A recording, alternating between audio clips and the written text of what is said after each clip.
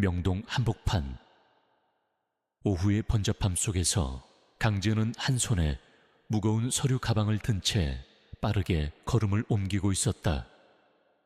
그녀의 얼굴에는 피곤함이 역력했지만 굳게 담은 입술은 어떤 어려움에도 굴하지 않겠다는 단단한 의지를 보여주고 있었다.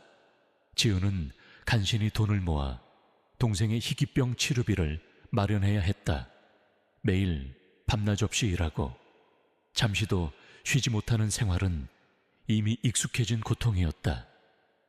가끔씩 찾아오는 형이증과 귓게 맴도는 이명은 그녀의 몸이 한계에 도달했음을 알리는 신호였지만 지은은 애써 외면했다. 동생의 해맑은 미소가 떠오를 때마다 그녀는 다시금 발걸음에 힘을 실었다. 지은의 시선은 늘 땅바닥에 고정되어 있었다. 혹시라도 떨어져 있는 동전이라도 발견할까 싶어서가 아니라 사람들로 북적이는 명동 거리에서 익숙지 않은 고급스러운 물건들이나 화려한 간판들이 주는 상대적 박탈감에 그녀의 마음이 약해질까 두려웠기 때문이다. 그녀는 자신의 초라함을 숨기고 싶어 했고 동시에 그런 초라함 속에서도 잃지 않으려는 작은 자존심을 지키고 싶었다. 오늘은 병원비를 납부해야 하는 날이었다. 며칠 밤낮 없이 일한 대가로 손에 쥔 돈은 그녀의 손바닥 위에서 땀으로 축축하게 젖어 들었다. 이 돈만 건네면 한동안은 동생의 걱정 없이 잠시나마 숨통이 트일 것이라고 생각하며 지은은 은행으로 향하는 길을 재촉했다. 바로 그때였다. 길 건너편에서 횡단보도를 건너던 한 남자가 갑자기 발을 헛디뎠고 그가 들고 있던 커피잔이 허공으로 솟구쳤다. 찰나의 순간 지은은 본능적으로 몸을 던져 그 남자를 향해 튀어오르는 커피를 막아섰다. 뜨거운 커피가 그녀의 얇은 셔츠를 적셨지만 남자의 옷은 말끔했다. 남자는 갑작스러운 상황에 눈을 크게 뜨며 지은을 바라보았다. 그의 눈빛에는 당황스러움과 함께 미안함, 그리고 알 수 없는 호기심이 뒤섞여 있었다. 그는 키가 크고 훤칠한 외모를 가졌으며 고급스러운 맞춤 정장을 입고 있었다. 누가 봐도 상위 1%에 속하는 인물임을 짐작할 수 있었다. 지은은 커피가 스며든 셔츠를 보며 작게 한숨을 쉬었다. 이 셔츠는 그녀에게 얼마 남지 않은 멀쩡한 옷 중 하나였다. 괜찮으세요? 남자가 당황한 기색으로 물었다. 그의 목소리에는 깊은 울림이 있었고 걱정이 담겨 있었다. 지은은 고개를 저으며 괜찮다고 말했다.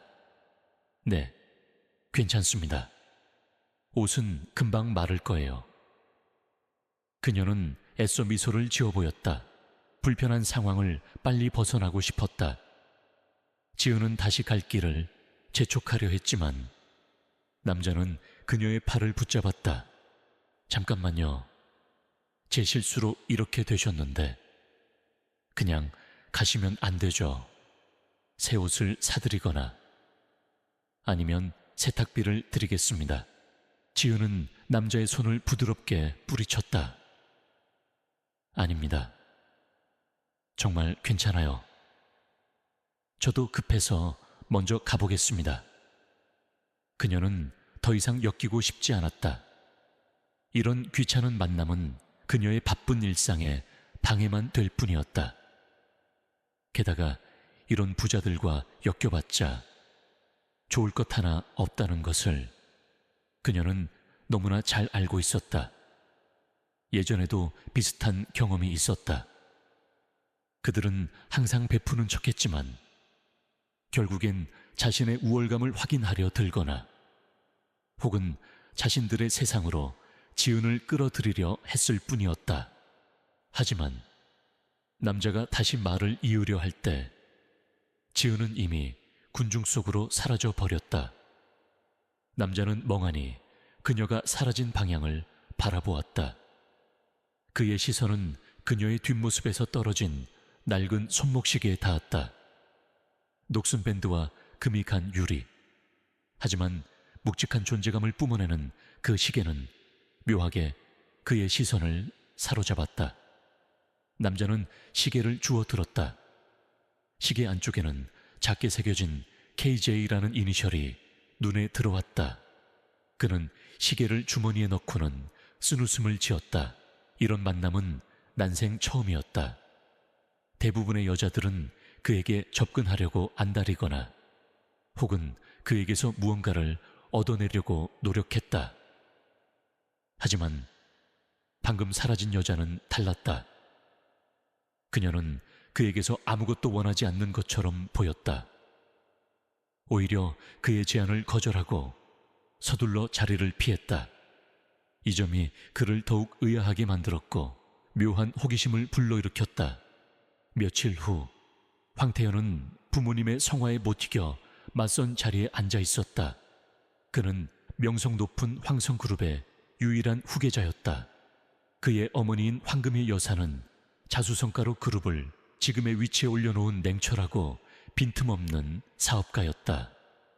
그녀에게 아들의 결혼은 그룹의 미래를 위한 중요한 사업, 파트너십과 다름없었다.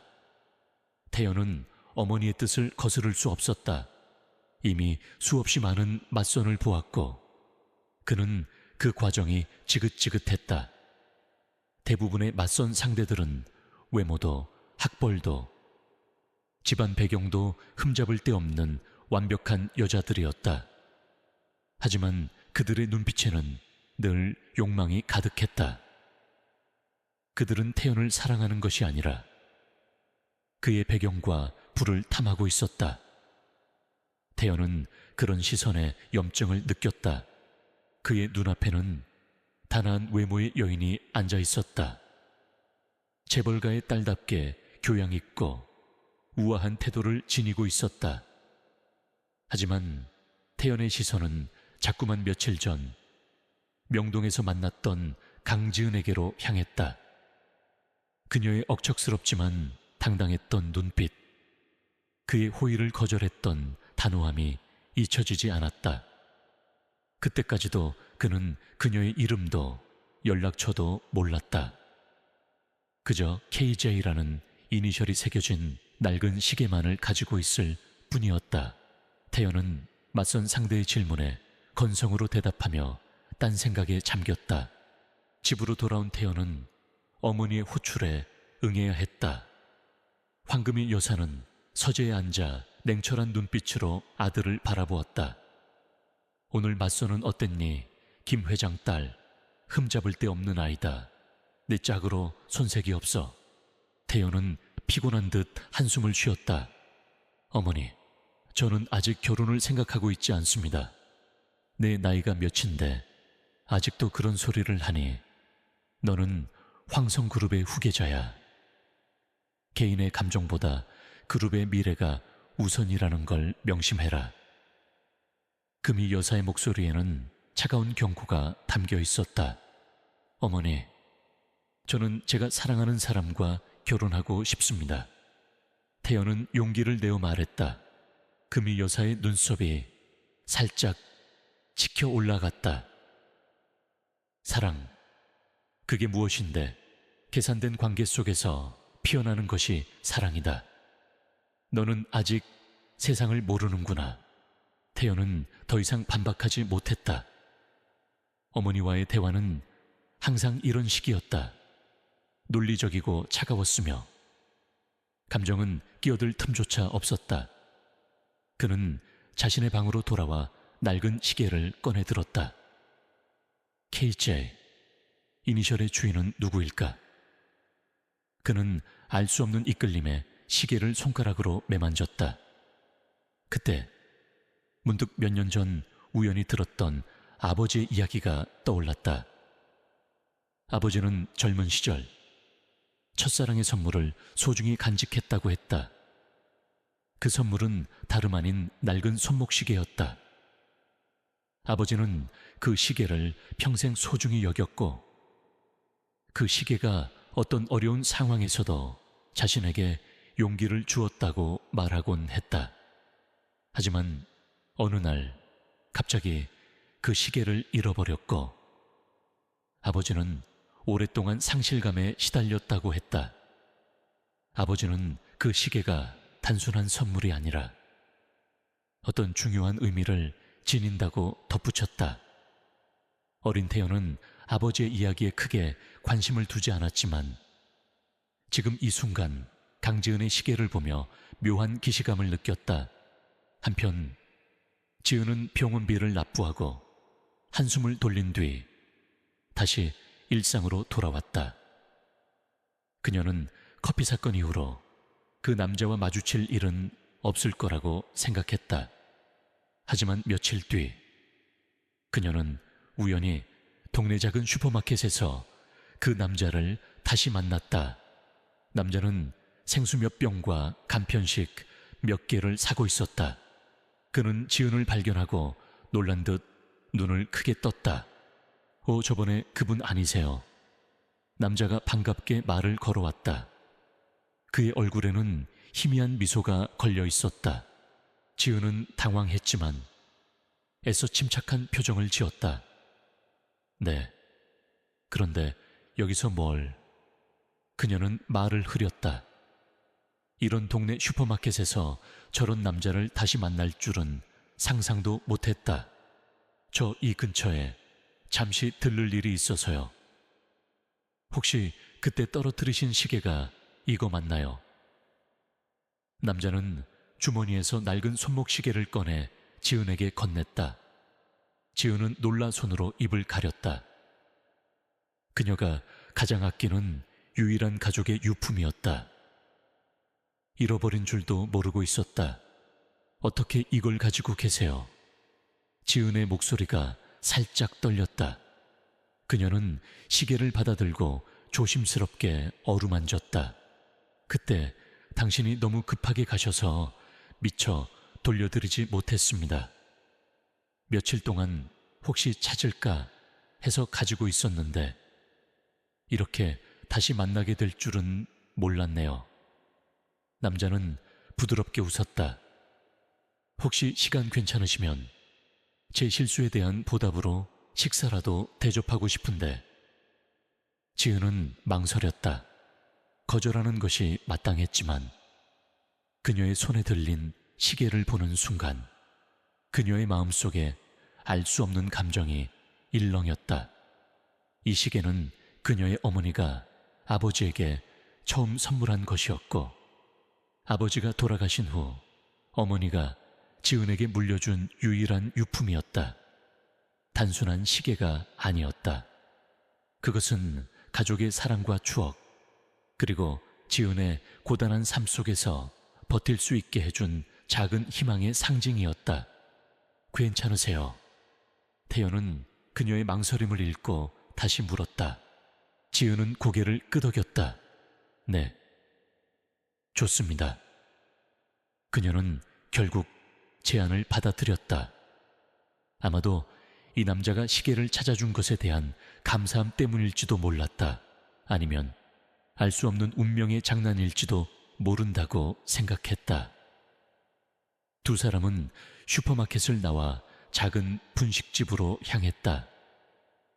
지은은 여전히 경계심을 풀지 않았지만 태연은 그녀를 존중하는 태도로 대하며 편안한 분위기를 만들어주려 노력했다.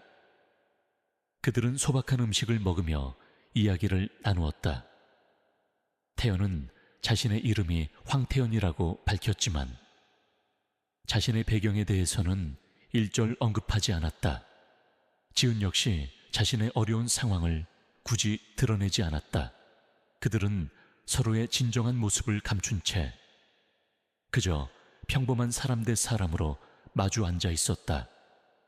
하지만 태연은 지은의 강인함과 따뜻한 마음을 엿볼 수 있었고 지은은 태연의 예상 외의 소탈함과 배려심에 조금씩 마음을 열기 시작했다. 그렇게 두 사람의 인연은 예상치 못한 방향으로 흘러가기 시작했다.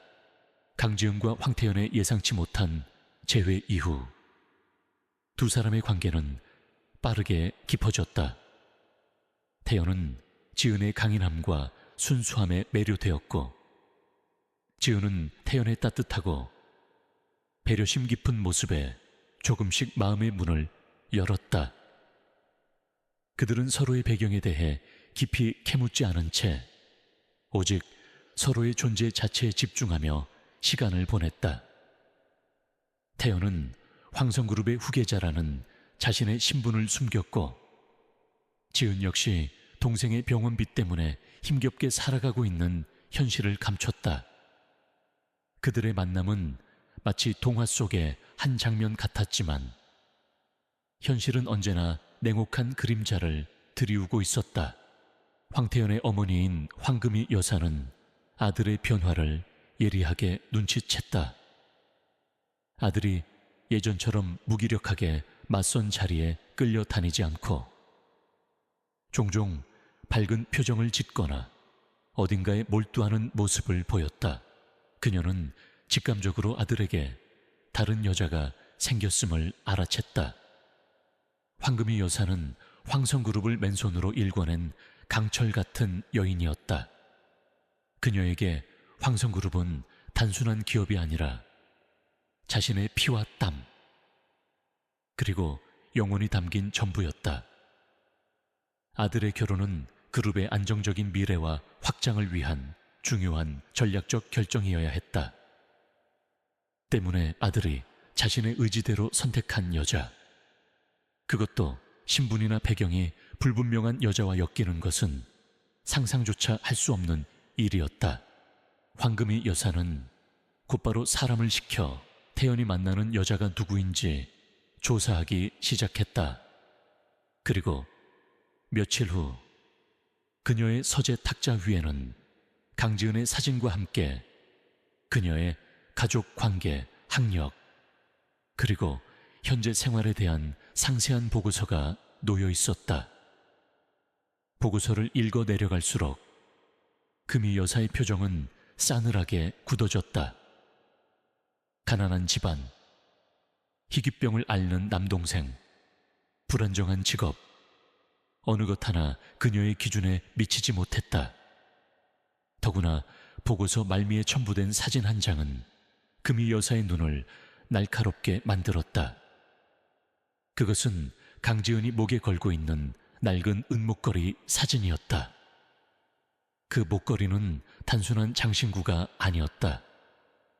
금희 여사의 기억 속에서 잊을 수 없는 한 여인의 목에 걸려있던 것과 너무나도 흡사했다. 20년 전 황금희 여사는 그룹의 핵심 기술을 빼돌려 경쟁사에 넘기려 했던 한 직원에 의해 엄청난 위기를 겪었다.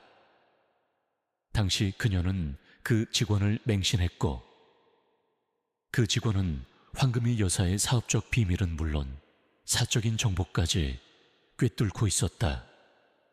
그 직원은 결국 그녀의 신뢰를 배반하고 그녀에게 큰 피해를 입혔다. 당시 그 직원의 연인이자 공범으로 의심받았던 여인이 바로 그 은목걸이를 항상 착용하고 있었다. 금희 여사는 그 사건으로 인해 그룹이 큰 위기에 처했고, 그녀의 마음속에는 배신감과 함께 깊은 불신이 자리 잡게 되었다. 그녀는 그 사건 이후로 사람을 믿는데 극도로 신중해졌고, 특히 자신의 주변에 접근하는 사람들에게는 더욱 그랬다. 그 여인의 얼굴은 희미했지만 목에 걸려있던 은목걸이만큼은 선명하게 기억에 남아 있었다. 금희 여사는 보고서와 사진을 노려보았다. 설마 그럴 리가 없어. 그녀는 애써 부정했지만 마음속에는 이미 불길한 예감이 스며들고 있었다. 그녀는 강지은의 은목걸이와 20년 전 그 여인의 목걸이가 동일한 것인지 확신할 수 없었다. 하지만 그녀의 직감은 강하게 경고하고 있었다. 이 강지은이라는 여인이 과거의 악몽과 관련이 있을지도 모른다는 섬뜩한 생각. 다음 날 황금희 여사는 강지은을 자신의 집으로 불렀다. 그녀는 직접 만나서 강지은이라는 여인이 어떤 사람인지, 그리고 자신의 불길한 예감이 맞는지 확인하고 싶었다. 지은은 태연에게서 금희 여사가 만나자고 한다는 연락을 받고 긴장했다. 그녀는 태연의 어머니가 자신을 마음에 들어 하지 않을 것이라는 것을 이미 예상하고 있었다. 하지만 태연을 생각해서라도 이 자리를 피할 수 없었다. 지은은 최대한 단정하고 깔끔한 옷을 골라 입었다. 고가의 옷은 아니었지만 그녀의 정성스러운 손길이 느껴지는 깨끗한 모습이었다. 황성그룹 회장의 저택은 지은이 상상했던 것 이상으로 웅장하고 화려했다.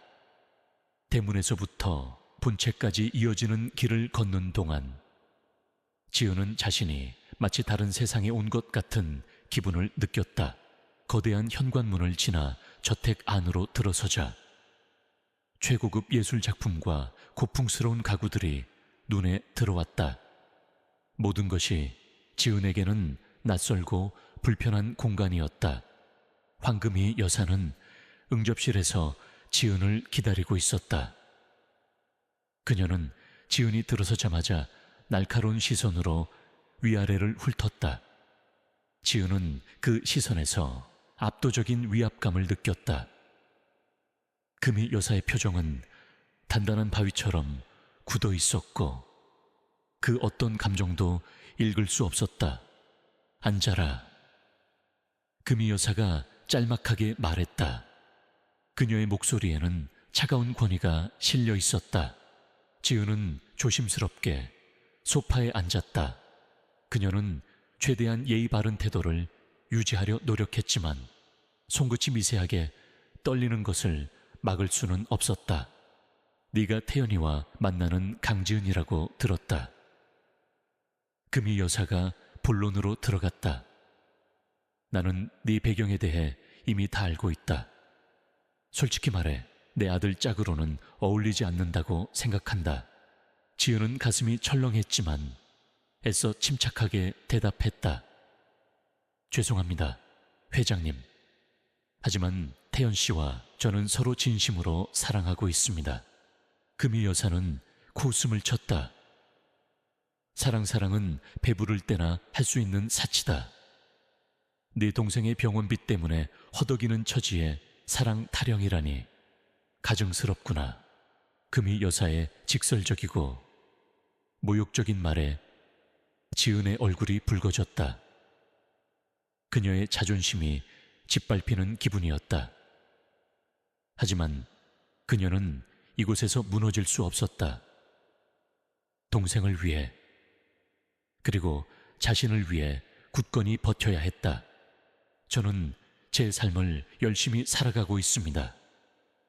저의 배경이 부족하다는 것은 인정하지만 그것이 제가 태연 씨를 사랑할 자격이 없다는 의미는 아니라고 생각합니다. 지은은 떨리는 목소리로나마 단호하게 말했다. 금희 여사의 눈이 더욱 날카로워졌다. 네가 감히 내게 대드는 것이냐? 바로 그때 지은의 목에 걸려있던 은목걸이가 금희 여사의 시야에 들어왔다. 낡았지만 은은한 빛을 띠고 있는 그 목걸이는 20년 전의 악몽을 생생하게 불러일으켰다. 금희 여사의 눈빛이 미세하게 흔들렸다. 그녀는 저도 모르게 자리에서 일어나 지은에게 다가갔다. 그 목걸이 어디서 난 것이냐? 금희 여사의 목소리가 낮게 깔렸다. 평소의 냉철함과는 다른 알 수 없는 분노와 의심이 뒤섞인 목소리였다. 지은은 의아한 표정으로 목걸이를 만졌다. 이건 저희 어머니께서 물려주신 겁니다. 아버지가 어머니께 처음 선물해 주셨던 거라고 들었습니다. 내 어미 이름이 무엇이냐? 금희 여사의 목소리가 더욱 격앙되었다. 그녀의 눈빛은 마치 진실을 파헤치려는 사냥꾼의 그것과 같았다. 지은은 당황스러웠지만 어머니의 이름을 말했다. 김민서입니다. 김민서. 그 이름이 금희 여사의 귓가에 박히자 그녀의 얼굴은 순식간에 하얗게 질렸다. 20년 전 그녀에게 배신감을 안겨주었던 그 직원의 공범으로 의심받던 여인의 이름과 일치했다. 금희 여사의 머릿속에는 당시의 모든 기억들이 파노라마처럼 스쳐 지나갔다. 배신당했던 고통, 그룹이 흔들리던 위기, 그리고 그 여인의 목에 걸려있던 똑같은 모양의 은목걸이. 금희 여사는 지은을 노려보았다. 그녀의 눈빛에는 의심과 분노, 그리고 알 수 없는 증오가 뒤섞여 있었다. 네가 김민서의 딸이라고. 지은은 영문을 알 수 없었다. 자신의 어머니가 이 여인과 무슨 관계가 있다는 말인가. 그녀는 금희 여사의 살벌한 눈빛에 압도되어 아무 말도 할 수 없었다. 금희 여사는 갑자기 차가운 미소를 지었다. 아주 잘 됐구나. 내 아들 옆에 이런 여자가 붙으려 했다니. 가증스러운 피가 흐르는구나. 금희 여사의 말은 비수처럼 지은의 심장을 찔렀다. 당장 내 아들 곁을 떠나라. 파혼이다. 네 존재 자체가 내 아들에게 해가 될 뿐이다. 지은은 충격에 휩싸였다. 파혼 불과 몇 분 전까지는 예비 며느리로서 정식으로 인사를 나누려던 자리였다. 그런데 갑자기 어머니의 이름과 목걸이 때문에 이런 모욕을 당해야 한다니. 그녀는 억울함에 눈물이 솟구쳤지만 애써 참았다. 그녀는 자신의 어머니가 무슨 잘못을 했다는 것인지 알 수 없었지만 금희 여사의 확신에 찬 분노는 분명 단순한 오해가 아니라는 것을 직감했다. 하지만 동시에 그녀는 자신의 어머니를 모욕하는 말을 들을 수 없었다. 회장님, 저희 어머니는 아무 잘못도 하지 않았습니다. 무슨 오해가 있으신 것 같습니다. 지은은 떨리는 목소리로 반박했다. 오해의 증거가 눈앞에 있는데 무슨 오해 타령이냐. 당장 내 집에서 나가라. 그리고 다시는 내 아들 앞에 나타나지 마라. 금희 여사는 손가락으로 문을 가리키며 소리쳤다. 그녀의 목소리에는 분노와 함께 경멸이 가득했다. 지은은 더 이상 그곳에 머물 수 없었다. 그녀는 모욕감과 억울함에 온몸이 떨렸지만 억지로 발걸음을 옮겨 저택을 나섰다. 등 뒤에서 들려오는 금희 여사의 차가운 목소리가 그녀의 귀에 박혔다. 내까짓게 감히 내 아들 옆에 있을 수 있다고 생각했느냐, 꿈깨라. 저택을 벗어난 지은은 다리에 힘이 풀려 주저앉을 뻔했다. 그녀는 그제야 억눌렀던 눈물을 쏟아냈다. 태연과의 사랑이 이렇게 허무하게 끝나버린 것도 슬펐지만 영문도 모른 채 어머니가 모욕을 당하고 자신이 비난받는 것이 더 고통스러웠다. 그녀는 어머니가 물려준 은목걸이를 꽉 움켜쥐었다. 이 목걸이가 대체 무슨 비밀을 품고 있기에 황성그룹의 안주인을 이렇게까지 분노하게 만든 것일까? 지은은 알 수 없는 진실의 그림자 속으로 빠져들고 있었다. 강지은은 황금희 여사의 저택을 나와 비틀거리는 발걸음으로 택시를 잡았다. 목적지는 없었다. 그저 이 모든 악몽 같은 상황에서 벗어나고 싶을 뿐이었다. 택시 안에서 지은은 억눌렀던 감정을 토해내듯 뜨거운 눈물을 쏟아냈다. 태영과의 사랑이 이렇게 허무하게 끝난 것도 믿기지 않았지만 무엇보다 영문도 모른 채 어머니가 모욕당하고 자신이 파혼을 당했다는 사실이 그녀를 미치도록 아프게 했다. 그녀는 가슴을 짓누르는 고통 속에서 황금희 여사가 했던 말을 되뇌었다. 네가 김민서의 딸이라고. 가증스러운 피가 흐르는구나. 그 차가운 말들이 비수처럼 심장을 꿰뚫는 것 같았다. 지은은 억울함에 치를 떨었다. 평생을 성실하게 살아오신 어머니는 누구에게도 해를 끼친 적이 없었다. 그런데 대체 무슨 일이 있었기에 황성그룹의 회장이 자신의 어머니를 그토록 증오하는 것일까? 그리고 어머니가 물려준 이 낡은 은목걸이가 대체 무슨 비밀을 품고 있기에 그녀를 이런 비참한 상황으로 내몰았을까? 지은은 목에 걸린 목걸이를 움켜쥐었다. 차가운 금속의 감촉이 그녀의 떨리는 손바닥에 느껴졌다. 이 목걸이는 단순한 장신구가 아니었다. 그것은 그녀의 어머니, 그리고 아버지와의 추억이 담긴 유일한 유품이었다. 그런데 이제는 그 목걸이가 자신과 태연의 사랑을 갈라놓고 어머니의 명예를 더럽히는 원인이 되었다.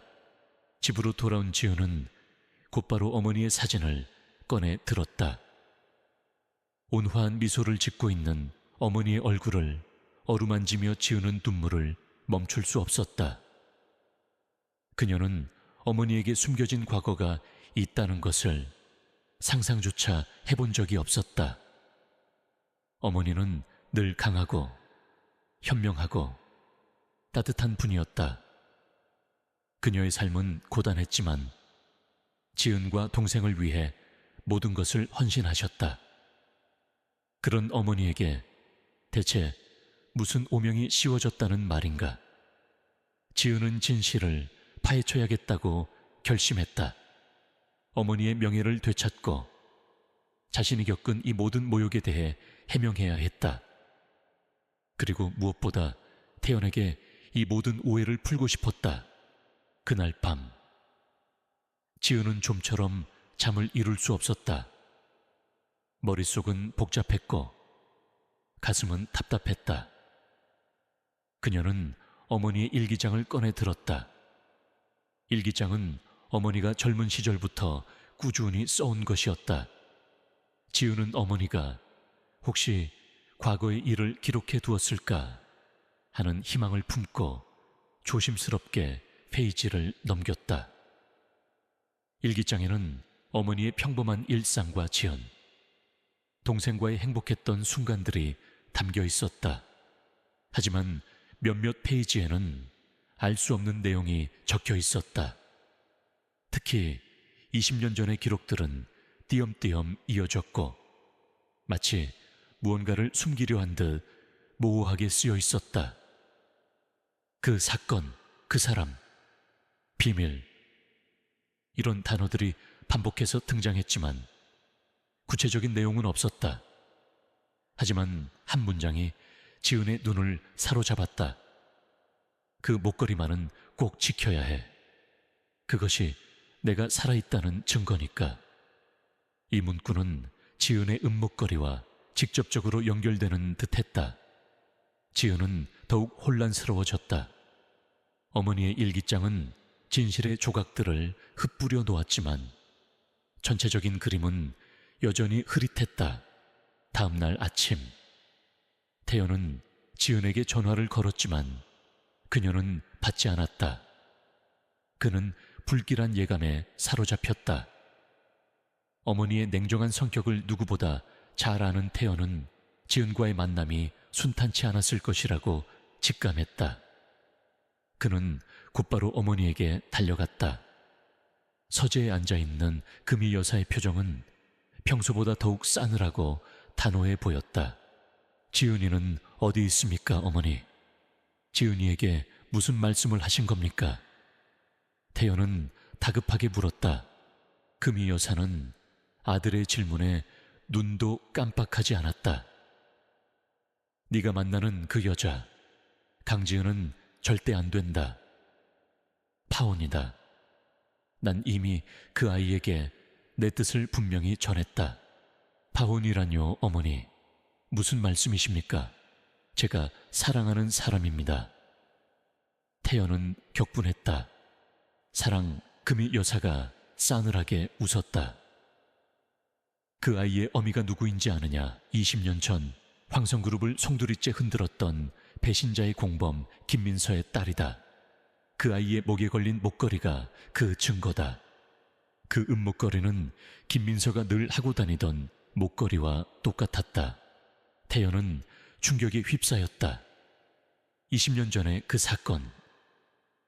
그는 어릴 적 희미하게 들었던 아버지의 이야기를 떠올렸다. 아버지는 그 사건으로 인해 큰 상처를 받았고, 어머니 역시 그 여파로 인해 더욱 냉정하고 완벽주의자가 되었다고 했다. 하지만 그 사건의 전말이나 관련된 인물에 대해서는 자세히 알지 못했다. 태연은 혼란스러웠다. 지은이 그런 사람의 딸이라고. 그는 지은의 순수하고 강인한 눈빛을 떠올렸다. 도저히 믿을 수 없었다. 어머니, 뭔가 오해가 있으실 겁니다. 지은이는 그런 사람이 아닙니다.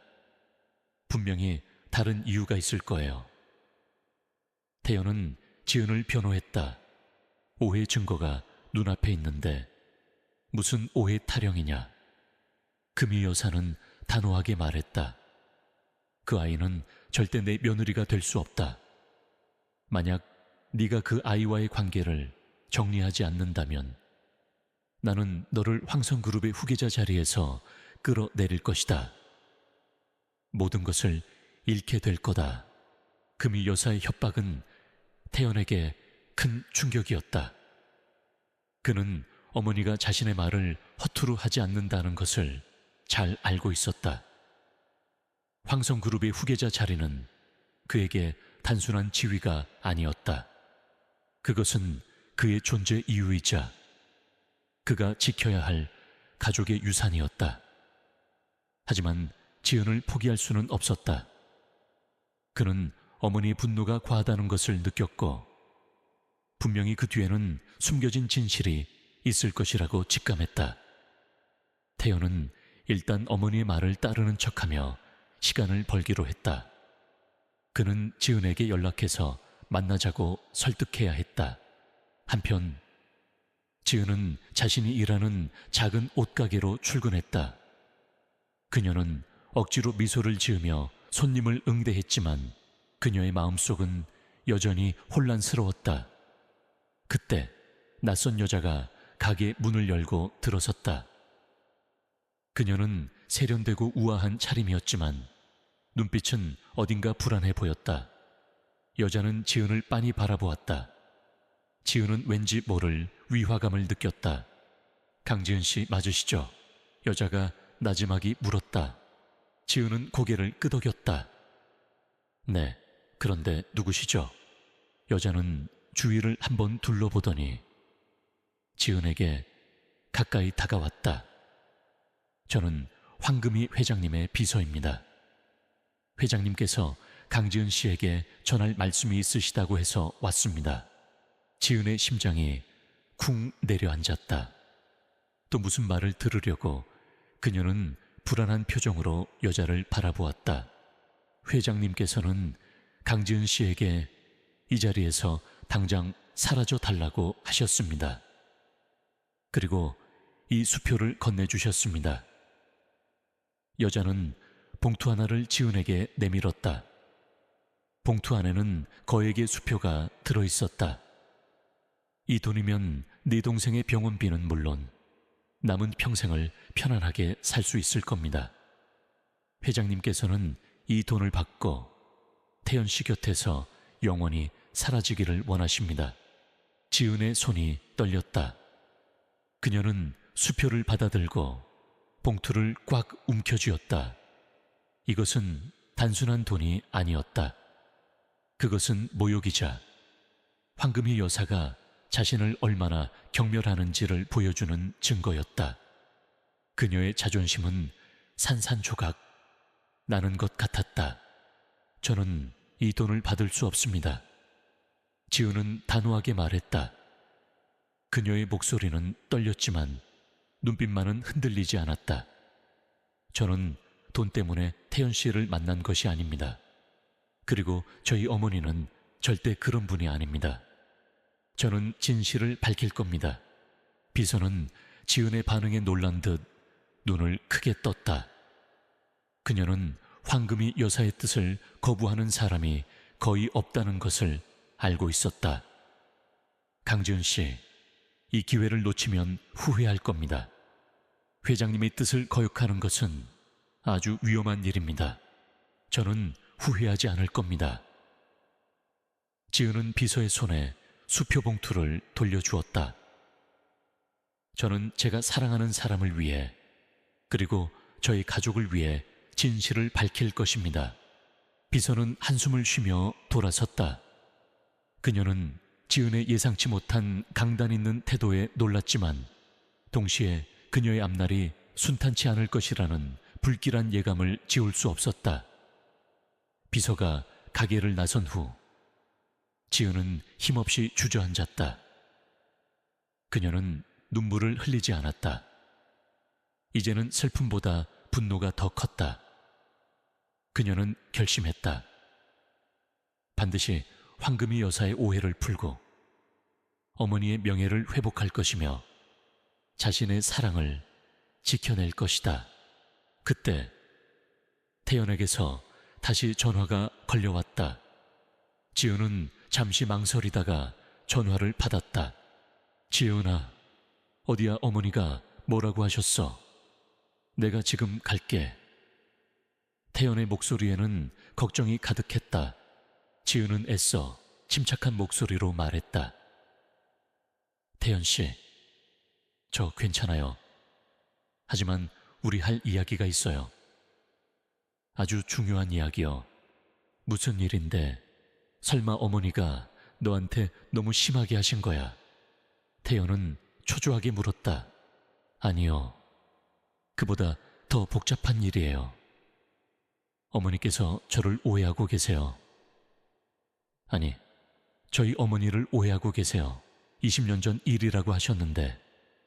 지은은 조심스럽게 말을 꺼냈다. 태연은 숨을 들이켰다. 20년 전의 일, 어머니가 언급했던 바로 그 사건이었다. 지은아, 일단 만나서 얘기하자. 네가 어디 있는지 알려줘. 지은은 자신의 가게 주소를 알려주었다. 태연은 즉시 차를 몰아 지은의 가게로 향했다. 그는 지은이 어떤 이야기를 할지 알 수 없었지만 한 가지는 분명했다. 그는 지은을 믿고 그녀의 편이 되어줄 것이라는 사실이었다. 두 사람의 운명은 이미 거대한 진실의 소용돌이 속으로 빨려 들어가고 있었다. 황태연이 강지은의 옷가게에 도착했을 때 지은은 이미 마음을 단단히 먹은 듯 침착해 보였다. 하지만 그녀의 눈빛 속에는 깊은 슬픔과 함께 어떤 결의가 서려 있었다. 태연은 그녀의 손을 잡고 조용히 위로했다. 괜찮아. 지은아, 무슨 일인지 다 말해줘. 내가 네 옆에 있을게. 지은은 고개를 끄덕이며 태연에게 황금이 여사가 했던 말들을 모두 전했다. 어머니 김민서의 이름, 그리고 음목거리에 대한 황금이 여사의 분노와 의심, 그리고 파온 통보까지. 모든 이야기를 들은 태연의 얼굴은 점점 굳어졌다. 20년 전의 그 사건, 그는 희미하게만 알고 있던 가족의 아픈 과거가 지은과 이렇게 얽혀 있을 줄은 상상도 하지 못했다. 우리 어머니께서 그렇게 말씀하셨다고. 태연은 믿을 수 없다는 표정으로 물었다. 하지만 지은아, 내 어머니가 김민서 씨라는 이유만으로 그렇게 말씀하셨을 리 없어. 분명히 무슨 오해가 있는 거야. 태연 씨, 저도 그렇게 생각하고 싶어요. 하지만 회장님의 눈빛은 단순한 오해가 아니었어요. 마치 저를, 아니, 저희 어머니를 깊이 증오하는 것 같았어요. 지은의 목소리가 떨렸다. 저희 어머니는 평생을 정직하게 살아오셨어요. 저는 어머니가 그런 일을 하셨을 리 없다고 믿어요. 하지만 진실이 뭔지 왜 회장님이 저희 어머니를 그렇게 생각하시는지 알아야겠어요. 그리고 이 목걸이, 어머니가 평생 소중히 여기셨던 유일한 유품인데 이게 대체 무슨 비밀을 품고 있는지. 지은은 목에 걸린 낡은 은목걸이를 만졌다. 태연은 그 목걸이를 유심히 바라보았다. 그의 뇌리에는 며칠 전 그가 주워주었던 지은의 낡은 손목시계가 스쳐 지나갔다. 그리고 아버지의 이야기, 아버지의 첫사랑과 관련된 낡은 손목시계. 그는 알 수 없는 연결고리를 직감했다. 지은아, 잠시만 기다려줘. 태연은 잠시 생각에 잠기더니 말했다. 어머니의 분노가 과하다는 건 분명해. 그리고 그 중심에 내 어머니와 관련된 20년 전 사건이 있다면 이건 단순한 오해가 아니야. 나는 그 사건에 대해 자세히 알지 못해. 어머니께서는 그 사건을 입 밖에 내는 것조차 싫어하셨으니까. 하지만 우리는 그 진실을 파헤쳐야 해. 내가 도울게. 무엇이든. 태연의 확고한 지지에 지은은 작은 위로를 받았다. 그녀는 혼자가 아니었다. 태연은 즉시 자신의 변호사와 사설 탐정을 불러 20년 전 황성그룹에서 발생했던 핵심 기술 유출 및 배임 사건에 대한 조사를 의뢰했다. 당시 사건은 외부에 알려진 것보다 훨씬 복잡하고 미스터리한 부분이 많았으며 사건 관계자들도 대부분 잠적하거나 해외로 도피한 상태였다. 태연은 특히 사건에 연루된 김민서라는 인물에 대해 집중적으로 조사해달라고 요청했다. 며칠 후 탐정으로부터 연락이 왔다. 20년 전 사건의 담당 검사였던 박정우 변호사가 현재 은퇴 후 조용히 살고 있다는 것이었다. 태연은 지은과 함께 박 변호사를 찾아갔다. 박 변호사는 처음에는 두 사람의 요청을 거절하려 했다. 20년 전에 잊고 싶은 악몽 같은 사건이었기 때문이었다. 하지만 태연은 황성그룹의 후계자라는 자신의 신분을 밝히며 진실을 밝히겠다는 강한 의지를 보였다. 지은은 자신의 어머니가 김민서라고 밝히며 억울함을 호소했다. 결국 박 변호사는 두 사람의 진심에 마음을 열었다.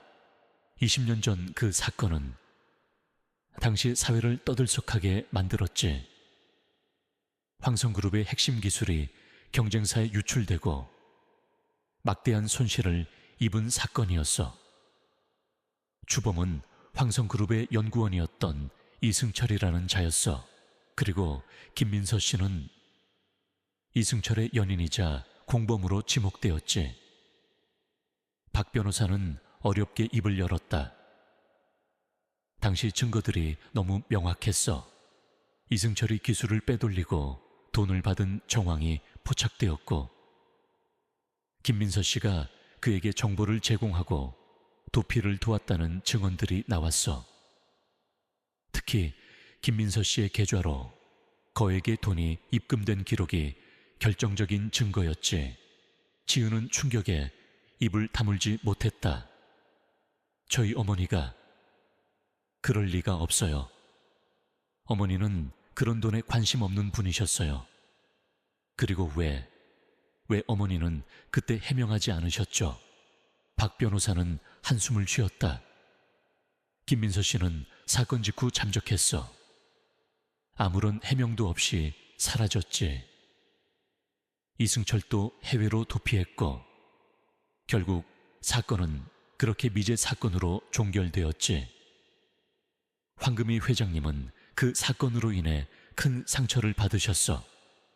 아마도 김민서 씨가 그 사건의 핵심 인물이라고 굳게 믿고 계실 거야. 그때 사용된 증거들을 다시 확인할 수 있을까요? 태연이 물었다. 특히 김민서 씨의 계좌로 입금된 돈의 출처와 그 목걸이에 대한 정보가 있다면요. 박 변호사는 고개를 끄덕였다. 오랜 시간이 지났지만 당시 수사 기록이 남아있을 겁니다. 하지만 황금희 회장님이 이 사건에 대해 극도로 예민하게 반응하신다는 걸 명심해야 할 겁니다. 그분은 여전히 그 사건의 피해자라고 생각하시니까요. 태연과 지은은 박 변호사에게 감사 인사를 전하고 돌아섰다. 그들은 희미하게나마 진실의 한 조각을 찾은 것 같았다. 하지만 동시에 어머니 김민서에게 씌워진 오명이 너무나도 커서 그것을 벗겨내기 위해서는 엄청난 노력이 필요하다는 것을 깨달았다. 집으로 돌아온 지은은 다시 어머니의 일기장을 꺼내 들었다. 박 변호사의 말을 토대로 다시 일기장을 읽어 내려가자 이전에는 보이지 않던 단서들이 눈에 들어왔다. 어머니는 이승철이라는 이름은 언급하지 않았지만 그 사람이 자신에게 어떤 계획을 함께 하자고 제안했고 돈을 건넸다고 적혀 있었다. 하지만 어머니는 그 계획에 동의하지 않았고 그 돈을 거절했다고 적혀 있었다. 그런데 왜 어머니의 계좌에 돈이 입금되었을까? 그리고 왜 사라졌을까? 지은은 일기장의 마지막 페이지에 적힌 문장을 다시 읽었다. 그 목걸이만은 꼭 지켜야 해. 그것이 내가 살아있다는 증거니까. 지은은 목걸이를 풀어서 자세히 살펴보았다. 낡았지만 여전히 은은한 광택을 띠고 있었다. 목걸이 펜던트 안쪽에는 아주 작게 새겨진 문구가 있었다. M, J2K, M, S. 아마도 어머니를 의미하는 K, M, S와 누군가를 의미하는 M, J일 것이다. 지은은 이니셜 M, J가 누구인지 알 수 없었지만 이 목걸이가 어머니의 결백을 증명할 수 있는 열쇠가 될지도 모른다는 희망을 품었다.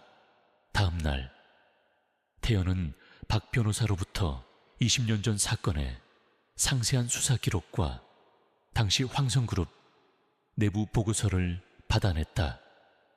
그들은 밤을 새워가며 자료를 분석했다.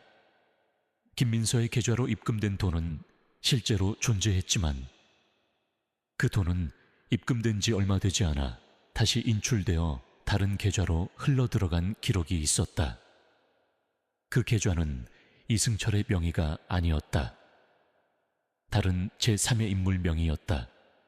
그리고 목걸이에 대한 단서도 있었다. 당시 수사관들이 김민서의 집을 압수수색했을 때 김민서가 늘 착용하던 그 은목걸이가 발견되지 않았다는 기록이 있었다. 하지만 황금희 여사가 기억하는 것은 그 여인의 목에 걸려있던 목걸이였다. 즉, 현재 지은이 가지고 있는 목걸이가 당시 김민서의 목에 걸려 있었다는 증거는 없었다. 태연은 모든 자료를 종합하며 퍼즐 조각을 맞췄다. 지은아, 내 어머니는 이용당했을 가능성이 높아. 이승철이 내 어머니를 미끼로 삼아 황성그룹을 속이고 돈을 빼돌린 거야. 그리고 그 과정에서 어머니를 끌어들인 거지. 그럼 왜 어머니는 잠적하신 거죠? 그리고 이 목걸이는 왜? 지은은 여전히 혼란스러웠다. 이 목걸이가 중요한 단서가 될 것 같아. 태연은 목걸이를 들고 이리저리 살펴보았다. 그리고 어머니의 잠적, 아마도 누군가의 협박이나 위협 때문이 아니었을까. 그때 태연의 휴대폰이 울렸다. 발신자는 황금희 여사의 비서였다. 도련님, 회장님께서 오늘 저녁 식사에 강지은 씨를 초대하셨습니다.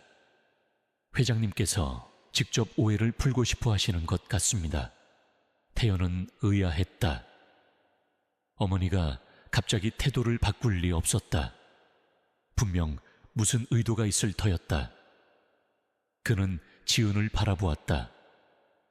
지은의 얼굴에는 불안감이 스쳤지만 그녀는 고개를 끄덕였다. 가야죠. 이제는 피할 수 없어요. 진실을 밝힐 기회일지도 몰라요. 태연은 비서에게 알겠다고 대답하고 전화를 끊었다. 그는 지은의 손을 꽉 잡았다. 지은아, 분명히 어머니는 뭔가 계획하고 계실 거야. 긴장해야 해. 하지만 우리가 진실을 밝힐 수 있는 기회일 수도 있어. 두 사람은 저녁 식사 자리에 나섰다. 황성그룹 회장의 저택, 20년 전의 비밀이 잠들어 있는 그곳으로. 지은은 심장이 거세게 뛰었지만 태연의 곁에 있다는 사실이 그녀에게 용기를 주었다. 그녀는 오늘 밤 모든 진실이 밝혀지기를 바랐다. 하지만 그들은 알지 못했다. 그들을 기다리는 것이 단순한 오해가 아닌 훨씬 더 깊고 잔인한 함정이라는 것을, 그리고 그 함정의 배후에는 황금이 여사조차 알지 못하는 과거의 그림자가 드리워져 있었다는 것을. 황금이 여사의 저택은 언제나처럼 차갑고 고요했다. 지은과 태연이 도착했을 때 응접실에는 금이 여사만이 홀로 앉아 있었다. 그녀의 표정은 어제와 마찬가지로 단단한 바위처럼 굳어 있었고 그 어떤 감정도 읽을 수 없었다. 태연은 지은의 손을 꽉 잡고 그녀에게 용기를 주었다. 지은은 심장이 발버둥 쳤지만 진실을 밝히겠다는 일념으로 애써 침착함을 유지했다. 오랜만이구나, 태연아. 그리고 강지은 씨. 금이 여사의 목소리는 얼음처럼 차가웠다. 그녀의 시선은 지은의 얼굴에 박혔고 마치 그녀의 영혼을 꿰뚫어 보려는 듯 날카로웠다. 어머니, 갑자기 지은이를 부르신 이유가 무엇입니까? 태연이 먼저 물었다. 그는 어머니의 의도를 알 수 없어 경계심을 늦추지 않았다. 금이 여사는 미소를 지었다. 그 미소는 따뜻함이라곤 찾아볼 수 없는, 오히려 날카로운 칼날 같은 것이었다. 오해를 풀기 위해서지. 내가 강지은 씨에 대해 잘못 알고 있는 부분이 있다면 오늘 밤이야말로 그 진실을 밝힐 기회가 될 테니까. 그녀의 말은 오히려 지은의 등골을 오싹하게 만들었다. 이것은 화해의 자리가 아니라 또 다른 시험이자 함정일지도 모른다는 불길한 예감이 들었다. 금이 여사는 손짓으로 비서를 불렀다. 비서는 작은 상자 하나를 들고 응접실로 들어섰다. 상자 안에는 여러 점의 오래된 보석들이 담겨 있었다. 그 중에는 지은의 목걸이와 똑같이 생긴 은목걸이도 있었다. 강지은 씨, 이 목걸이들 중 네가 가지고 있는 것과 똑같은 것을 찾아봐라. 금희 여사가 말했다. 그녀의 눈빛은 냉정했다. 지은은 상자 안의 목걸이들을 살펴보았다. 모두 비슷해 보였지만 자세히 보니 미세한 차이가 있었다. 지은은 자신의 목에 걸린 목걸이를 조심스럽게 풀었다. 그리고 상자 안의 목걸이들을 하나하나 들어올리며 비교했다. 겉보기에는 같아 보였지만 지은의 목걸이 안쪽에 새겨진 MM, J2K, MS라는 아주 작은 이니셜은 다른 목걸이들에는 없었다. 그녀는 그제야 안도했다. 그녀의 목걸이는 진품이었고 다른 것들은 모조품이었다. 이 목걸이가 저의 것입니다. 지은은 자신의 목걸이를 들어보였다. 그리고 이 다른 목걸이들은 모두 모조품인 것 같습니다. 제 목걸이 안쪽에는 이니셜이 새겨져 있습니다. 금이 여사의 눈썹이 살짝 움직였다. 그녀는 지은의 목걸이를 받아들고 안쪽을 살펴보았다. AM, J2KM, S. 금이 여사의 표정은 미묘하게 변했다. 그녀는 그 이니셜이 무엇을 의미하는지 알지 못했지만 그것이 단순한 장신구가 아니라는 것을 직감했다. 그래서 네가 김민서의 딸이 아니라는 증거라도 되는 것이냐? 금희 여사가 여전히 차갑게 물었다. 그녀는 쉽게 물러서지 않았다. 바로 그때 태연이 준비해온 자료들을 꺼내 들었다. 어머니, 저희가 20년 전 사건을 다시 조사했습니다. 당시 수사 기록과 재판 자료들을 검토한 결과 어머니께서 오해하고 계신 부분이 있습니다. 태연은 김민서의 계좌로 입금된 돈이 곧바로 제3의 계좌로 인출된 기록, 그리고 당시 수사관들이 김민서의 집에서 은목거리를 발견하지 못했다는 사실을 설명했다. 어머니, 당시 김민서 씨는 이승철에게 이용당했습니다. 이승철은 어머니께 복수하기 위해 김민서 씨를 미끼로 삼아 기술을 유출하고 돈을 빼돌렸습니다. 그리고 김민서 씨는 그 돈을 인출한 뒤 사라졌고 이승철은 그 돈을 다시 빼돌려 다른 곳으로 옮겼습니다. 아마도 김민서 씨는 이승철의 협박에 의해 움직였거나 혹은 누군가에게 납치되었을 가능성이 있습니다. 금희 여사의 얼굴은 하얗게 질렸다. 그녀는 태연의 말을 믿을 수 없다는 표정으로 바라보았다. 20년 동안 그녀의 마음속에 자리 잡았던 견고한 믿음이 흔들리는 순간이었다. 그럴 리가 없어. 김민서는 분명히 그와 한패였어. 그 목걸이도 분명. 지은은 용기를 내어 말했다. 회장님, 저희 어머니는 이 목걸이를 평생 소중히 여기셨습니다. 이 목걸이는 저희 어머니의 마지막 유품입니다. 저희 어머니는 이 목걸이를 통해 당신에게 진실을 알리고 싶어 하셨을지도 모릅니다. 이것이 내가 살아있다는 증거니까라고 일기장에 쓰셨습니다. 금희 여사는 혼란스러워 보였다. 그녀의 머릿속에는 20년 전 사건의 파편들이 다시금 떠올랐다. 배신감, 분노, 그리고 김민서에 대한 증오. 하지만 태영과 지은이 제시하는 증거들은 그녀의 견고한 믿음에 균열을 내고 있었다. 그렇다면 그 목걸이와 이니셜이 무엇을 의미하는지 증명해봐라. 금희 여사의 목소리는 여전히 차가웠지만 그 안에는 미세한 동요가 느껴졌다. 지은은 잠시 망설였다. 그리고는 깊은 숨을 들이쉬고는 결심한 듯 입을 열었다. 회장님, 이 목걸이는 저희 아버지와 어머니의 사랑이 담긴 증표입니다. 그리고 이 이니셜은 저희 아버지의 이름과 어머니의 이름입니다. 저희 아버지의 이름은 안민준, 어머니는 김민서입니다. M, J는 안민준, K, M, S는 김민서입니다. 이름을 듣는 순간 금희 여사의 눈이 휘둥그레졌다. 안민준. 그 이름은 그녀의 머릿속에서 잊고 있던 오래된 기억을 불러일으켰다. 태연의 아버지, 즉 황금희 여사의 남편, 황동욱 회장의 어릴 적 단짝 친구의 이름이었다. 황동욱 회장은 젊은 시절 안민준과 함께 어려운 시기를 보냈고 서로에게 깊은 우정을 가지고 있었다.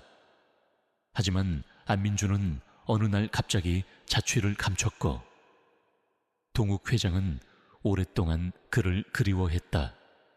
그리고 그는 황동욱 회장이 첫사랑의 선물이자 소중한 의미를 지닌 유일한 기념물로 늘 소중히 간직했다고 말했던 낡은 손목시계, 그가 유일하게 간직했던 아버지가 물려준 물건, 바로 그 시계를 주었던 사람이 안민준이었다.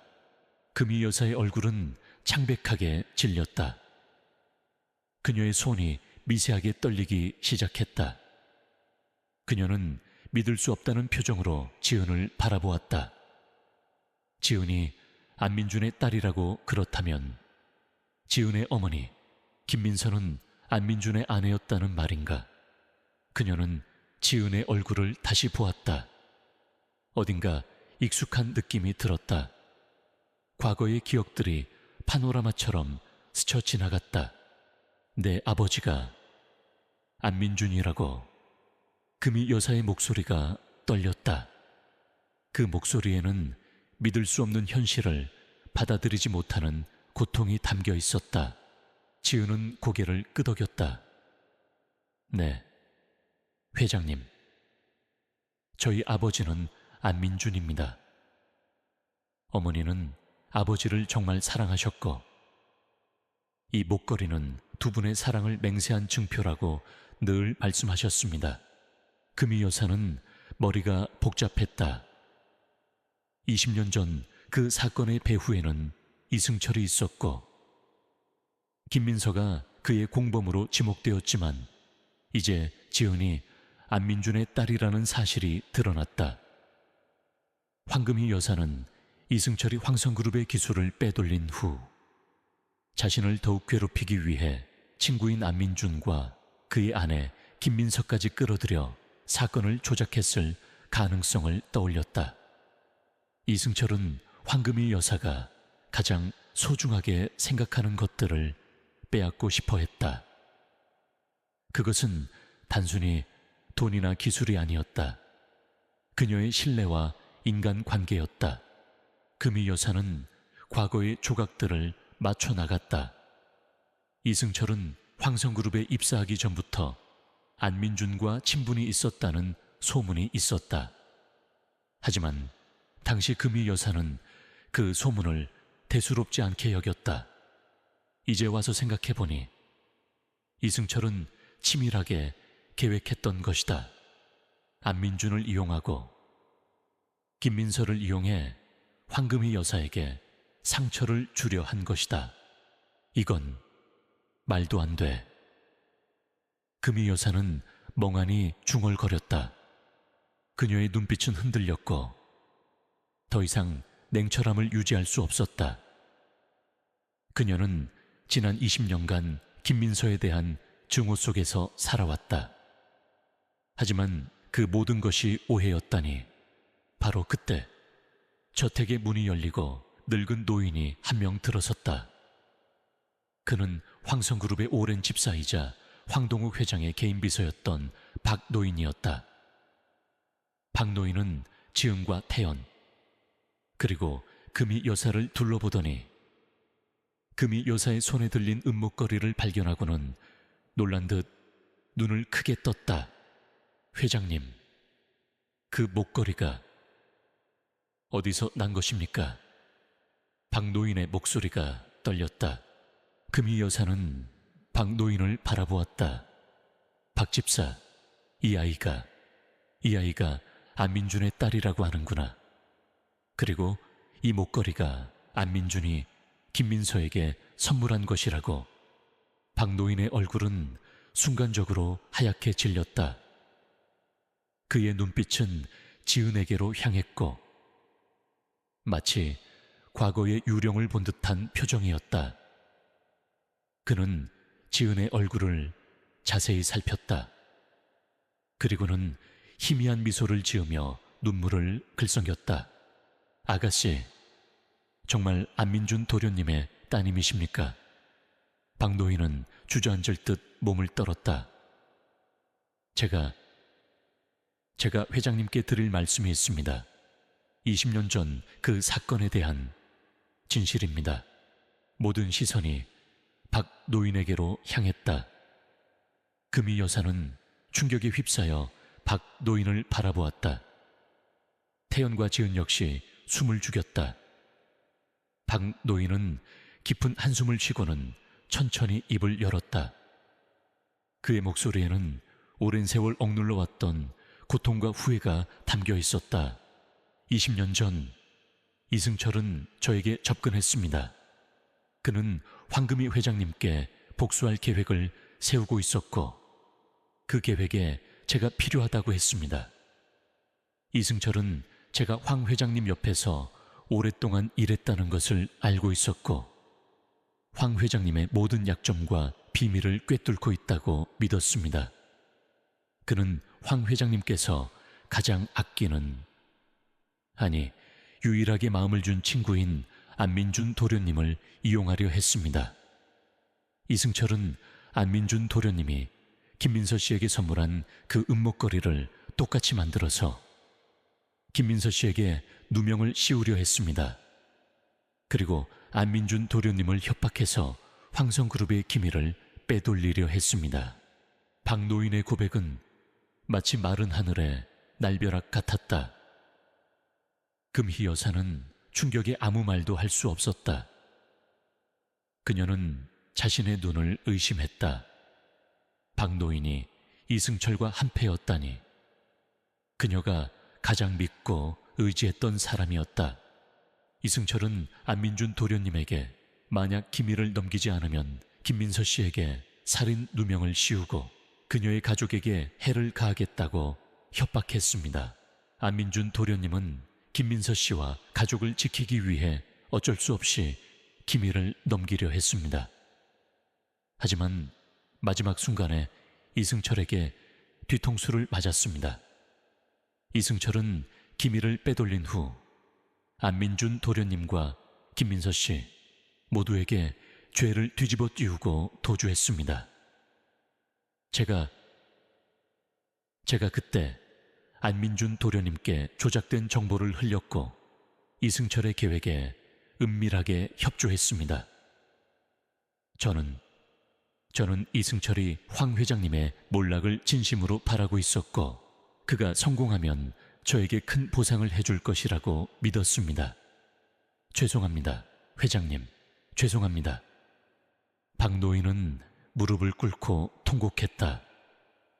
그의 고백은 모든 것을 뒤바꾸는 충격적인 진실이었다. 황금희 여사는 배신감과 충격에 정신을 차릴 수 없었다. 지난 20년간 그녀가 증오했던 모든 것이 오해와 조작이었다니. 그리고 그 배후에는 자신이 가장 믿었던 박노인이 있었다니. 그녀의 세계는 산산조각 나는 것 같았다. 지우는 어머니의 결백이 밝혀졌다는 사실에 안도했지만 동시에 그 진실이 너무나도 잔인해서 가슴이 미어지는 듯했다. 태연은 어머니의 고통과 함께 박노인의 배신에 분노했지만 동시에 모든 진실이 드러났다는 사실에 복잡한 감정을 느꼈다. 20년 전의 비극은 단순한 기술 유출 사건이 아니었다.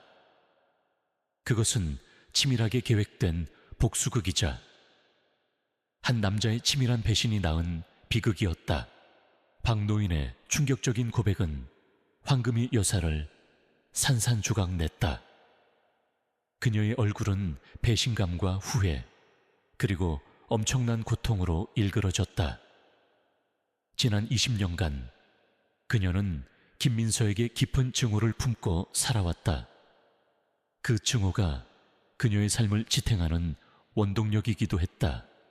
하지만 그 모든 것이 자신이 가장 신뢰했던 사람의 치밀한 조작극이었다는 사실을 알게 된 순간 그녀의 세계는 무너져 내렸다. 박 집사, 어떻게 내게 이럴 수 있어? 금희 여사의 목소리는 떨렸고 눈빛은 깊은 절망으로 가득했다. 그녀는 박노인이 무릎 꿇은 채 흐느끼는 모습을 멍하니 바라보았다. 오랫동안 그녀의 그림자처럼 곁을 지켰던 사람, 가족이나 다름없다고 생각했던 존재의 배신은 그 어떤 상처보다 깊었다. 박노인은 고개를 들지 못한 채 울먹였다. 죄송합니다, 회장님. 정말 죄송합니다. 저는 이승철이 황 회장님을 파멸시키려는 진심을 알지 못했습니다. 그저 돈에 눈이 멀어 잠시 이성을 잃었습니다. 그는 저에게 황 회장님을 몰락시키면 황성그룹의 모든 것을 저에게 나눠줄 것이라고 속삭였습니다. 그는 제가 황 회장님 옆에서 오랫동안 일했다는 것을 이용해 저를 조종했습니다.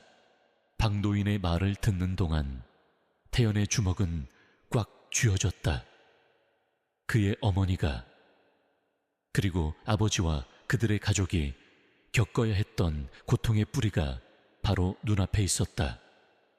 그는 박노인을 향해 분노의 시선을 보냈지만 동시에 그가 보낸 지난 세월과 진심으로 후회하는 모습에 복잡한 감정을 느꼈다.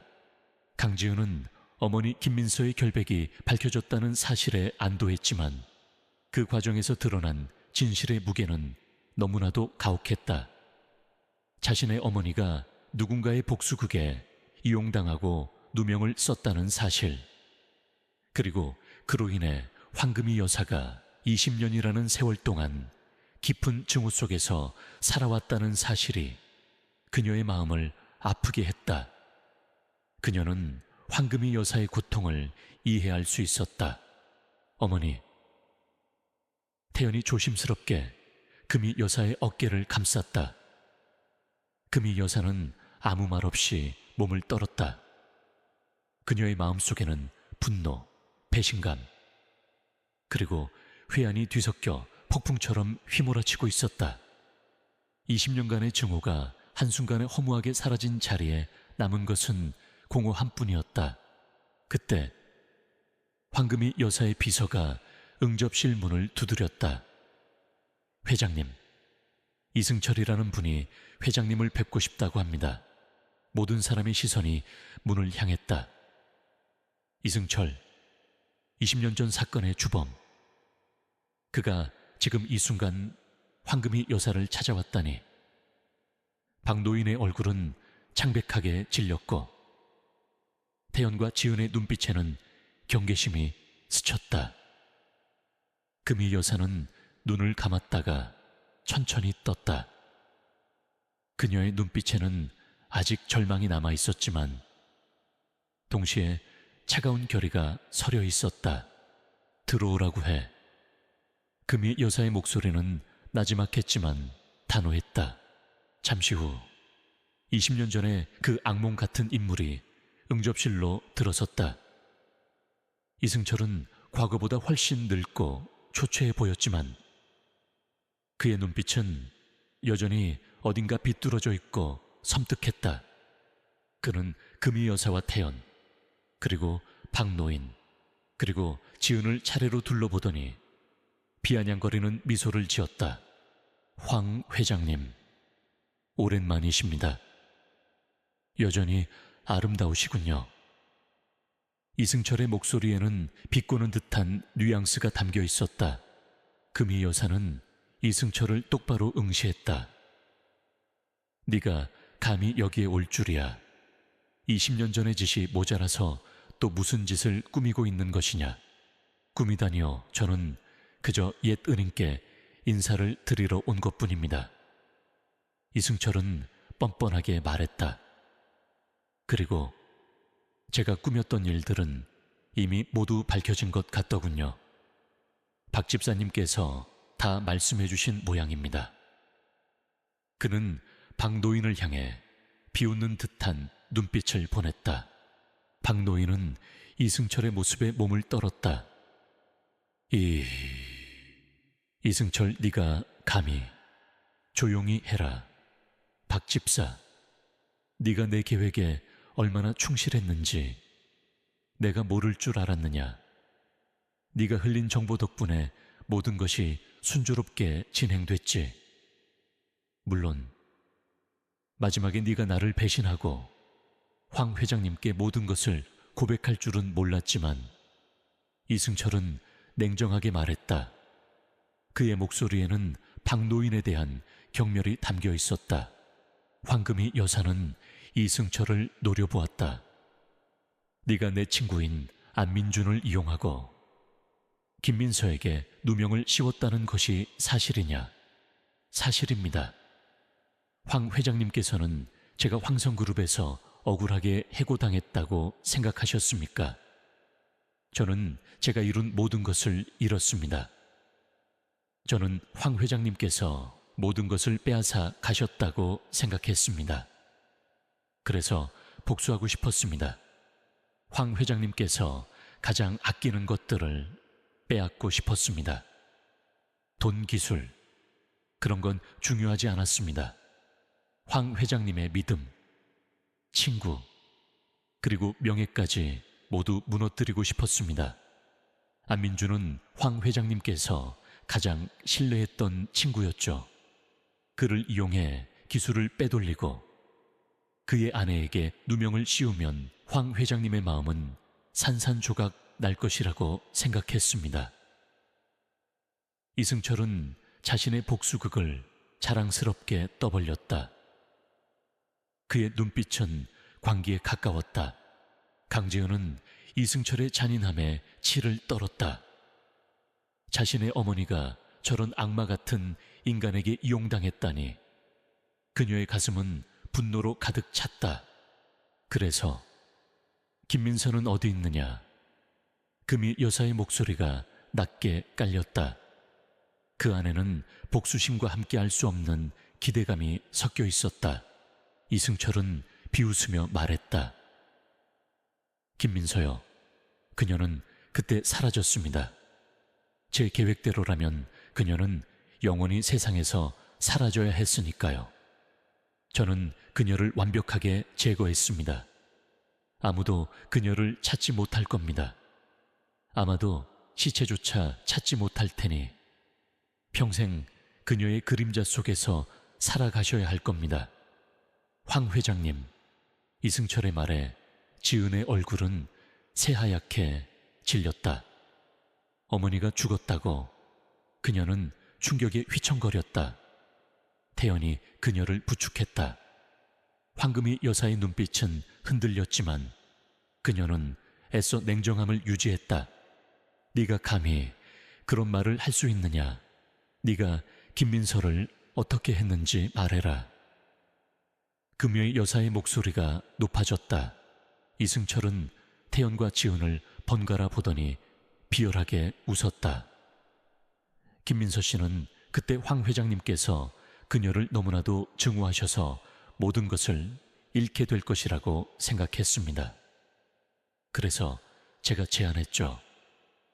제가 그녀를 안전한 곳으로 빼돌려 주겠다고. 하지만 그 안전한 곳은 바로 죽음의 문턱이었습니다. 그의 잔인한 고백에 금이 여사와 태연, 지은의 얼굴은 충격으로 물들었다. 그때 갑자기 저택의 문이 다시 열리고 경찰들이 들이닥쳤다. 태연이 미리 연락을 취해 이승철이 저택으로 오고 있다는 사실을 알렸고 그의 위험성을 경고했던 것이다. 경찰들은 이승철을 제압하고 수갑을 채웠다. 이승철은 체포되는 순간에도 금이 여사를 노려보며 소리쳤다. 나는 절대 너를 용서하지 않을 것이다. 황성그룹은 반드시 무너질 것이다. 이승철이 끌려나간 후 응접실에는 무거운 침묵이 흘렀다. 박노인은 여전히 무릎을 꿇은 채 흐느끼고 있었고 황금이 여사는 멍하니 허공을 응시했다. 그녀의 눈빛은 공허했고 그 안에는 깊은 슬픔이 자리 잡고 있었다. 20년간의 증오가 이렇게 허무하게 끝나다니, 김민서가 죽었다니, 그녀의 마음속에는 설명할 수 없는 고통이 밀려왔다. 태연은 지은의 손을 잡았다. 지은은 어머니의 죽음에 대한 충격에 말을 잇지 못했다. 그녀는 그저 어머니가 살아있기를 바랐다. 아무리 힘들어도 좋으니 단 한 번이라도 어머니를 다시 만날 수 있기를 바랐다. 금이 여사는 천천히 자리에서 일어났다. 그녀는 지은에게 다가가 그녀의 손을 잡았다. 지은아, 내가 너의 어머니에게 씻을 수 없는 죄를 지었구나. 20년 동안 나는 어리석게도 진실을 보지 못했어. 네 어머니가 그렇게 고통받고 있었다니. 그녀의 목소리는 떨렸고 눈에는 눈물이 고였다. 금이 여사가 눈물을 흘리는 것은 태연도 처음 보는 모습이었다. 회장님. 지은은 금희 여사의 진심, 어린 사과의 마음이 울컥했다. 비록 진실은 잔인했지만 그녀의 어머니가 무고하다는 것이 밝혀진 것만으로도 지은은 큰 위안을 얻었다. 내가 너의 어머니를 찾을 것이다. 반드시 찾아서 내가 저지른 죄를 갚을 것이다. 금희 여사의 목소리에는 비장함이 담겨 있었다. 그녀는 지난 20년간의 오만과 어리석음을 깨닫고 있었다. 경찰 조사가 시작되었고 이승철과 박노인의 진술을 토대로 20년 전 사건은 다시 수면 위로 떠올랐다. 당시 사건은 이승철의 치밀한 복수극과 박노인의 배신, 그리고 황금희 여사의 오해와 불신이 겹쳐져 발생한 비극이었다. 김민서의 실종은 단순한 잠적이 아니라 이승철에 의한 살해 혹은 납치 가능성이 제기되었다. 모든 증거들은 김민서가 이승철의 계략에 휘말려 사라졌음을 가리키고 있었다. 황금희 여사는 그룹의 모든 역량을 동원하여 김민서의 행방을 찾기 시작했다. 그녀는 더 이상 자신의 지위나 명예를 생각하지 않았다. 오직 지난날의 죄를 갚고 진실을 밝히겠다는 일념뿐이었다. 태연은 어머니의 변화에 놀랐지만 동시에 그녀의 진심에 깊은 존경심을 느꼈다. 그는 지은과 함께 어머니를 돕기로 했다. 그들은 김민서가 살아있다는 작은 희망을 놓지 않았다. 하지만 이미 20년이라는 긴 시간이 흘러 있었다. 과연 그들은 사라진 김민서를 찾을 수 있을까? 그리고 그 진실의 끝에는 무엇이 기다리고 있을까? 김민서의 행방을 찾기 위한 황금희 여사의 노력은 필사적이었다. 그녀는 자신의 모든 인맥과 황성그룹의 자원을 총동원했다. 20년 전에 잊힌 흔적을 찾아 헤매는 것은 마치 거대한 미궁 속을 헤매는 것과 같았다. 태연과 지은도 그녀의 옆에서 모든 것을 도왔다. 지은은 혹시라도 어머니가 남긴 작은 단서라도 있을까 하여 어머니의 일기장과 낡은 물건들을 다시금 샅샅이 뒤졌다. 태연은 해외에 있는 인맥을 총동원하여 20년 전 이승철이 도피했던 경로와 그가 접촉했던 인물들을 추적했다. 수개월의 시간이 흘렀지만 김민서의 행방은 여전히 오리무중이었다. 실종된 지 너무 오랜 시간이 흘렀고 이승철 또한 김민서를 어디에 숨겼는지 혹은 어떻게 했는지에 대해 명확하게 진술하지 않았다. 그는 자신의 복수극이 밝혀진 것에 대한 분노와 좌절감에 사로잡혀 입을 굳게 다물었다. 희망은 점점 희미해져 가는 듯했다. 황금희 여사는 매일 밤 잠 못 이루며 고통스러워했다. 그녀는 김민서에게 한 짓에 대한 죄책감과 후회로 괴로워했다. 그러던 어느 날 태연이 해외에 수소문하여 얻은 단서가 도착했다. 이승철이 도피 생활 중 한때 거주했던 동남아시아의 작은 어촌 마을에 대한 정보였다. 그곳에서 그는 익명으로 생활하며 사업을 했고 현지인들과도 거의 교류하지 않았다고 했다.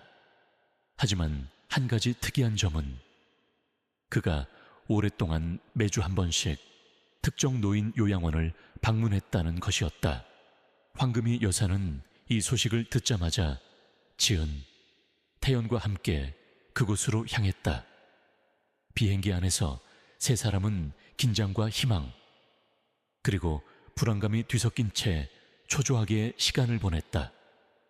혹시나 하는 신락 같은 희망, 하지만 동시에 20년이라는 긴 세월이 가져다준 절망적인 현실을 마주할 수도 있다는 두려움이 그들을 짓눌렀다.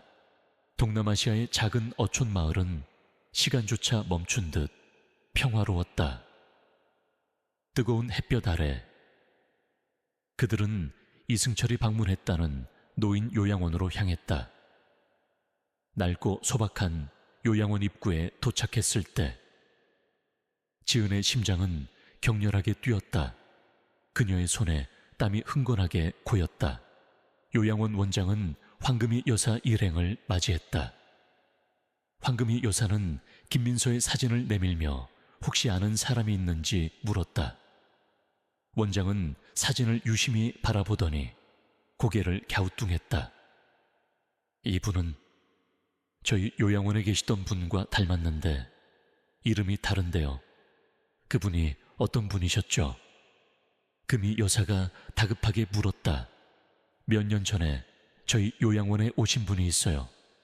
사고로 기억을 잃으셔서 이름도 모르고 가족도 없다고 하셨습니다. 그래서 저희가 마리라는 이름을 지어드렸죠.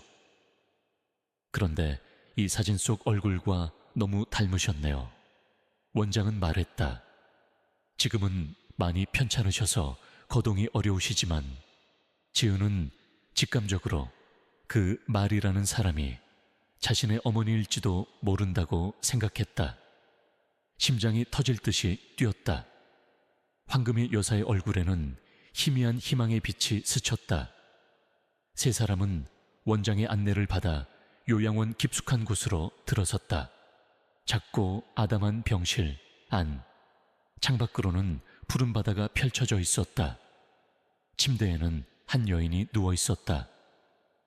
20년의 세월이 그녀의 얼굴에 깊은 흔적을 남겼지만 지은은 한눈에 그녀가 자신의 어머니임을 알아보았다.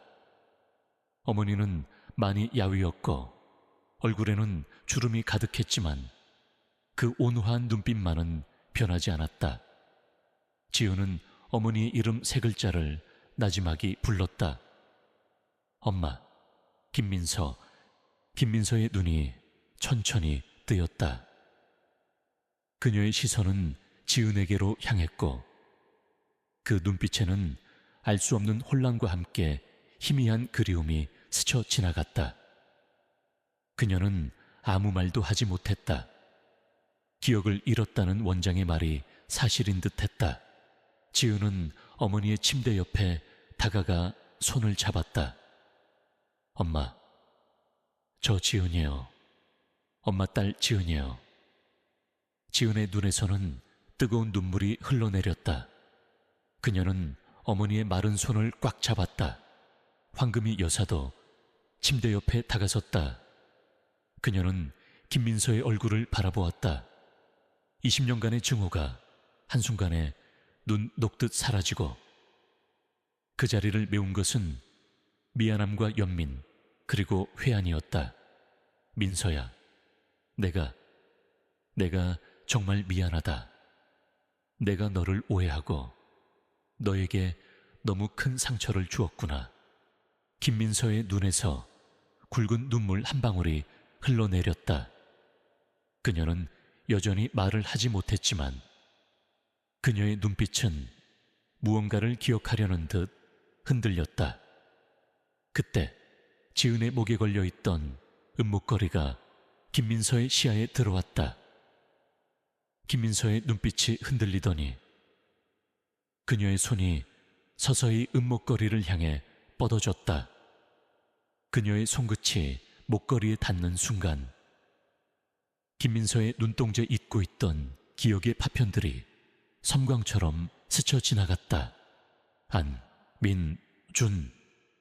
김민서의 입에서 희미하게 이름 석자가 흘러나왔다. 그녀의 남편 안민준의 이름이었다. 지은은 놀랐다. 어머니가 기억을 되찾으려는 것일까? 황금희 여사와 태연도 숨을 죽였다. 김민서의 눈빛은 더욱 흔들리더니 그녀는 희미한 미소를 지었다.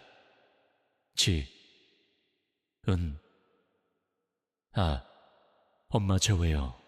엄마 지은은 어머니의 손을 더욱 꽉 잡았다.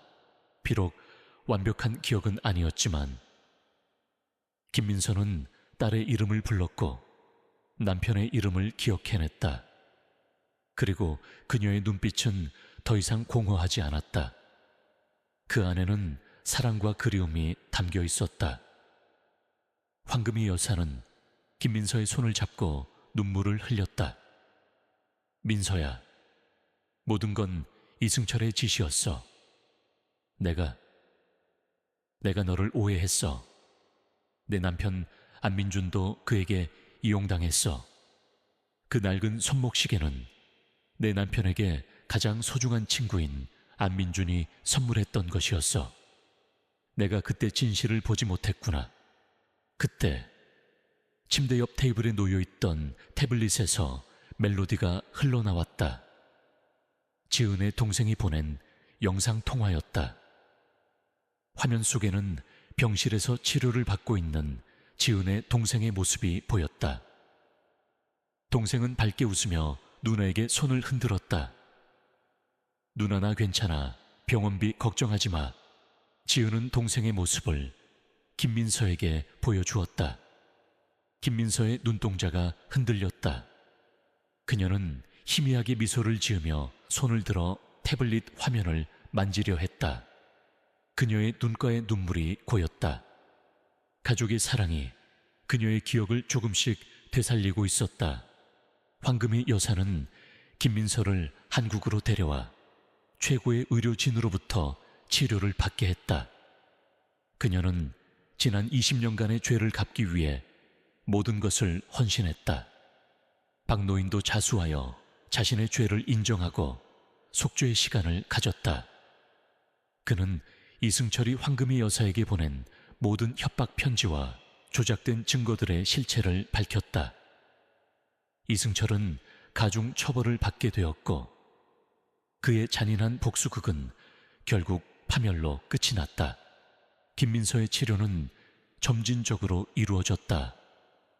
그녀의 기억은 완벽하게 돌아오지 않았지만 중요한 순간들과 가족에 대한 기억은 점차 선명해졌다. 그녀는 황금희 여사의 진심 어린 사과를 받아들였고 두 여인은 오랜 오해와 고통 끝에 서로를 이해하고 용서할 수 있게 되었다. 지은과 태연의 사랑은 이 모든 시련을 통해 더욱 단단해졌다. 황금희 여사는 이제 더 이상 지은의 배경을 문제 삼지 않았다. 오히려 그녀의 강인함과 따뜻한 마음에 감동했다. 그녀는 지은과 태연의 결혼을 진심으로 축복했다. 몇 년 후 강지은은 황성그룹의 사회공헌재단 이사가 되었다. 그녀는 자신의 경험을 바탕으로 어려운 환경에 처한 사람들을 돕고 특히 희귀병을 앓는 아이들을 위한 프로그램을 만들었다. 그녀의 동생도 건강을 되찾아 지은의 든든한 조력자가 되었다. 황금희 여사는 그룹 경영에서 한 발 물러나 지은의 활동을 적극적으로 지원했다. 그녀는 진정한 행복이 돈이나 명예가 아닌 사랑과 용서 그리고 베푸는 삶에 있다는 것을 깨달았다. 태연은 황성그룹의 새로운 수장이 되었고 그의 리더십 아래 황성그룹은 단순한 이윤 추구를 넘어 사회적 책임을 다하는 기업으로 거듭났다. 그는 지은과 함께 따뜻한 가정을 이루었다. 그들의 집에는 언제나 사랑과 웃음이 가득했다. 김민서는 비록 모든 기억을 되찾지는 못했지만 딸과 사위 그리고 손주들과 함께 행복한 시간을 보냈다. 그녀의 얼굴에는 늘 온화한 미소가 떠나지 않았다. 백화점에서 시작된 10분간의 파혼 선언은 한 여인의 삶을 뒤흔들었지만 동시에 20년 동안 묻혀있던 진실을 드러내고 오랜 오해와 증오를 풀며 궁극적으로는 모두에게 진정한 사랑과 용서 그리고 새로운 시작을 선물했다. 그들은 깨달았다. 진정한 가치는 겉모습이나 배경에 있는 것이 아니라 마음속의 진실과 사랑에 있다는 것을, 그리고 어떤 시련 속에서도 희망을 잃지 않는다면 반드시 따뜻한 빛을 만날 수 있다는 것을